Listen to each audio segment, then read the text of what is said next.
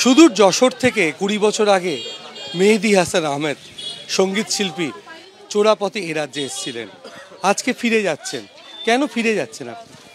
ফিরে যাচ্ছি যেহেতু চোরাপথে এসেছিলাম সেটা তো আপনিই বললেন, এটা আর বলার মতো কিছুই না। আর গভর্নমেন্ট এখন সুযোগ করে দিয়েছে ফিরে যাওয়ার, সেই কারণেই ফিরে যাচ্ছি। আমি রয়েছি, আমার সাথে রয়েছে আমার ফ্যামিলি। কতদিন ধরে অপেক্ষা করছেন? অপেক্ষা বলতে ২০ বছর আগে তো চলে এসেছিলাম, তারপরে এমন সুযোগ তো পাইনি, এমন সুযোগ তো পাওয়া যায়ও না। তো ওই ২০ বছর ধরেই এখানে ছিলাম, আজ সুযোগ পেয়েছি, চলে যাচ্ছি। কোথায় থাকতেন এখানে? এখানে থাকতাম আমি হুগলির ডানকুনিতে। ২০ বছর এদেশে ছিলেন, কোনো এদেশের নথি তৈরি করতে পারেন?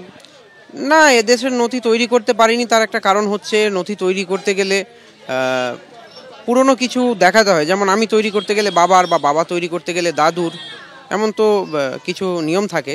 তো সেই ক্ষেত্রে যেহেতু আমি আমার বাবা এবং আমার মায়ের ছিলাম, সেই কারণে তৈরি করা হয়নি। আমি ওই গান টান শিখতাম টুকটাক, এখানে ওখানে শো করতাম, তাতে তেমন কিছুই হতো না। এত বছর এই বাংলায় কাটিয়েছেন, চলে যাচ্ছেন কেন?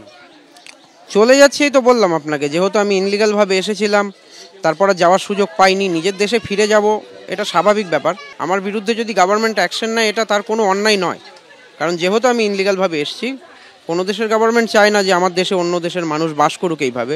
রয়ে তো গিয়েছিলাম, কিন্তু আইনত এটা অপরাধ, এবং এসআইআর বা এনআরসি যেটাই করুন না কেন, আমি তো বলবো এটা অন্যায় নয়, এটা করা উচিত।